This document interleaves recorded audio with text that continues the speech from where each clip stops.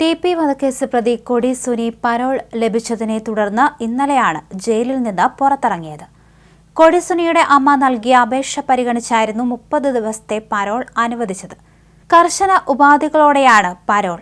അതേസമയം കൊടിസുനിക്ക് പരോൾ ലഭിച്ചത് നിയമപരമായിട്ടാണെന്ന് ഇന്ന് അമ്മയും സഹോദരിയും മാധ്യമങ്ങളോട് പ്രതികരിച്ചു. 6 വർഷമായി പരോൾ ലഭിച്ചിട്ടില്ല. TP കേസിലെ പല പ്രതികൾക്കും പരോൾ ലഭിച്ചിട്ടുണ്ടെന്നും അവർ മാധ്യമങ്ങളെ അറിയിച്ചു.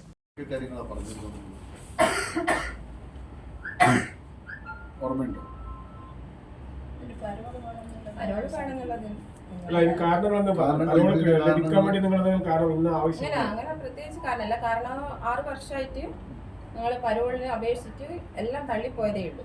അപ്പോൾ അവസാന ശ്രമം എന്നുള്ളതിനാണ് അമ്മേന്റെ ഒരു ഇതിലാണ് അപേക്ഷിച്ചത്. നേരത്തെ നിങ്ങൾ കോടതികളിലേക്ക് ഹൈക്കോടതി സുപ്രീം കോടതി പോയിരുന്നു, അങ്ങനെ ജയിലിൽ നിന്ന് അപേക്ഷിക്കല്ലോ, പിന്നെ അമ്മേന്റെ ഇതിലും അങ്ങനെ അപേക്ഷിച്ചു. ജയിലിൽ മാത്രമേ അപേക്ഷ കൊടുക്കാം, നിയമപരമായിട്ട് മറ്റിതുവരെ നേരത്തെ ഇതുവരെ പരോൾ 6 വർഷത്തിലടക്ക്.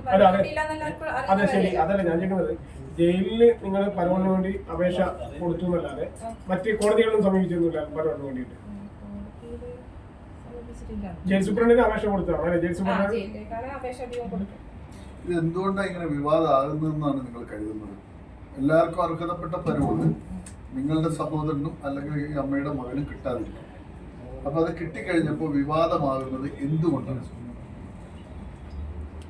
ഇപ്പോ എന്താ പറയാ, വ്യക്തിപരമായിട്ടുള്ള എന്തെങ്കിലും ഉണ്ടാവും, അതാ. പക്ഷെ ഞങ്ങൾക്കിപ്പോ പരോളാണ് ഈ 6 വർഷം കൂടിയിട്ട് കിട്ടിയോണ്ട് സന്തോഷമേ ഉള്ളൂ. പരോൾ റദ്ദിയാണെന്ന് ആവശ്യപ്പെട്ടുകൊണ്ട് ഉള്ള ചില ഹർജികളൊക്കെ പോകുന്നൊക്കെ പറയുന്നുണ്ട്, അതിനെ കുറിച്ച് എന്താ പറയാനുള്ളത്? അവര് കൊടുക്കുന്നല്ലേ, നമുക്ക് അതിനെപ്പറ്റി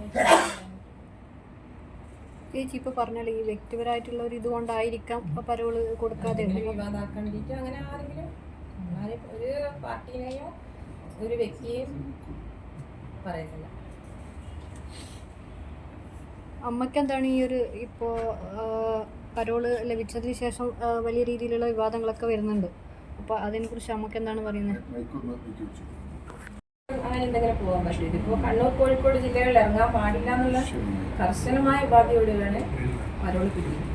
അനാവശ്യമായ വിവാദങ്ങൾ ഒഴിവാക്കണം അല്ലെ ഈ വിഷയത്തിൽ, അല്ലേ? അത് ബന്ധപ്പെട്ടിട്ട് അല്ലേ? പിന്നെ നിങ്ങൾ പറഞ്ഞ ആ കേസ് തന്നെ ഇതേ ശിക്ഷ അനുഭവിക്കുന്ന ആളുകൾക്ക് പരോൾ കിട്ടിയിട്ടുണ്ട്. പരോൾ കിട്ടുന്നുണ്ട്. അപ്പൊ ഇവന്റെ ഈ സുനിയുടെ കാര്യത്തിൽ മാത്രം എന്താണ് വിവാദമാക്കുന്നതെന്ന് ഞങ്ങൾ ചോദിക്കുന്നു.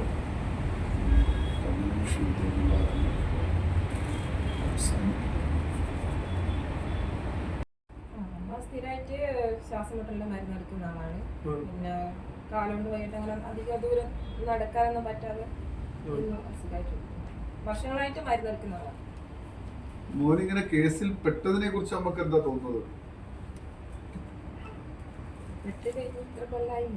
അമ്മേനോട് ചോദിക്കുമ്പോ സിസ്റ്റർക്ക് എന്താ തോന്നുന്നത്?